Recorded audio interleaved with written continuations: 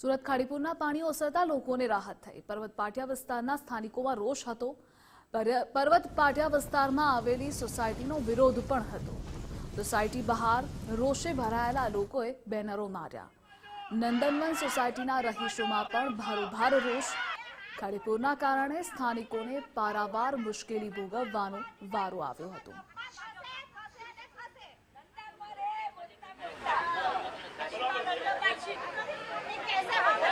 સાથે પડતો ત્યારે પાણી આવતું। અત્યારે તો ખાલી 2-5 ઇંચ વરસાદ પડે તો પણ પાણી બધે સીધો ઘર સુધી આવી જાય છે, ઘરમાં આવી જાય છે।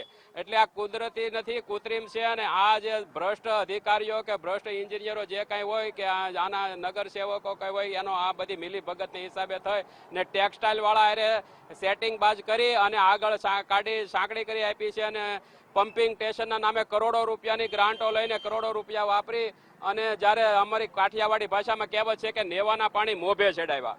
આનો નિકાલ આ બાજુ હતો, જે દક્ષિણ કોઈ પણ પાણી હંમેશા દક્ષિણ દિશામાં જ વહેતું હોય, તો આ દક્ષિણ દિશાનું પાણી પૂર્વમાં નાખી અને જે રિસાયકલિંગ કરે કે આ બાજુથી પાણી અંદર નાખે ને આ બાજુથી પાછું ખેંચે।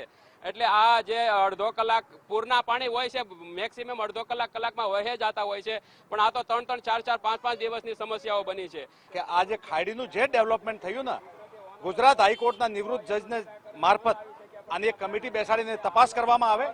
ખાડીના વેણ કેવી રીતે બદલ્યા, ખાડીમાં કઈ જગ્યાએ દબાણ થયું, આ બધું સામે આવી જાય। 90% સરકારી મળતી આ ખાડીને વેણના બદલવામાં, એટલે આ બધું પૂર થાય। હવે અમારે તો કેવું છે, અમારી 3 વખત મસ્કરી થાય। પહેલી મસ્કરી અમારી એ પાણી આવે, દર વર્ષે પાણી આવે, બરાબર। બીજી મસ્કરી સુવિધાના નામે 1.5 ડબ્બો મૂકે, અમે લોકો 1.5 ડબ્બામાં બેસીને જવાનું છે, અમારે મતની કિંમત। ત્રીજી મસ્કરી યાના કોર્પોરેટર અમારી મસ્કરી કરે।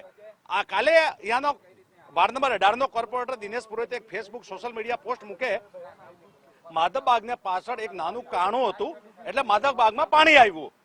અરે મૂર્ખો, પર્વત ગામમાં કયું કાણું હતું, સણિયા ગામમાં કયું કાણું હતું, કુંભારિયા ગામમાં કયું કાણું હતું, ગીતાનગરમાં કયું કાણું હતું, મીઠી ખાડીમાં કયું કાણું છે, મગોબમાં લેન્ડમાર્કના પાછળ કયું કાણું છે? કોઈ નથી। આ લોકો આપણું પાપ ને કટકી એ બધી ખુલ્લી પડી જાય આ છુપાવવા માટે અલગ અલગ તરહના એ લોકો ગતકડા બનાવે છે। વૃદ્ધો હોય તે માંડા પડે, આપણે દવા લેવા નહીં જઈ શકીએ કે ડોક્ટરને પણ નહીં બોલાવી શકીએ। ઢોરની ગાડી મૂકે, ડોસા માણસ કેવી રીતે ચડવાના? પછી પાછા હશે અમે એસએમસી ઝોન ઓફિસમાં ગયા હતા, અમને કહેવામાં આવ્યું કે પાણી તો દર વર્ષે આવવાનું, તમે તમારી સુવિધા જાતે કરો યા તો તમે તમારો રસ્તો કરો। હવે અમારા મકાનોની કિંમત પણ ત્યાં ડાઉન થઈ ગઈ। અમારા કરોડોના બંગલા જે 50 પણ કોઈ આપવા તૈયાર નથી। વસ્તુની વ્યવસ્થા પૂરી પાડવામાં નથી આવી। 4 દિવસથી અમારા ઘરમાં ગરડા છે, છોકરા છૈયાવાળા છે, વહુ દીકરીઓને અમારે ક્યાં મોકલવાના? પાણી ઘરમાં આવે છે, રોડ પર આવે છે, અમારે કરવું શું? ઘરનો સામાન બચાવો, છોકરાઓનું ધ્યાન રાખવું। હવે દર વર્ષે તો આપણે કોઈના ઘરે મુકાય નહીં। આ હજુ પહેલું છે, આખું ચોમાસું હજુ કાઢવાનું છે। આવું અઠવાડિયું થઈને પાણી ભરાય 2-3 દિવસ તો પબ્લિકને તો ધંધોય કરવાનો જ નહીં ને। કોઈ આવેલું મળવા? કોઈ નહીં, કેમ કે રામ ભરોસે મૂકી દીધા અમને। જ્યારે વોટ લેવા હોય છે ને એટલે જનતા ભરોસે, અને પાણી આવે છે, મુશ્કેલી આવે છે એટલે રામ ભરોસે। જીવો કે મરો, અમારે કોઈ મતલબ રહેતો નથી। આ લોકોને બસ કહેવું જ છે।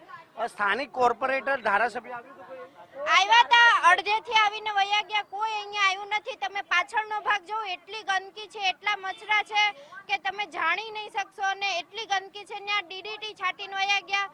અમે સાફ સફાઈ કરવા વાળા આવ્યા હતા, આ એક બાજુનો પટ્ટો કરીને વયા ગયા। અમે પૂછ્યું કે આ બાજુનું ક્યારે કરશો, તો કે અમારી બીજી ટીમ આવશે, ઈ કરશે ને સાંજે ડીડીટી છટાઈ ગઈ। અમારા ઘરમાં કેમેરા છે, જોવું હોય તો જોઈ લો।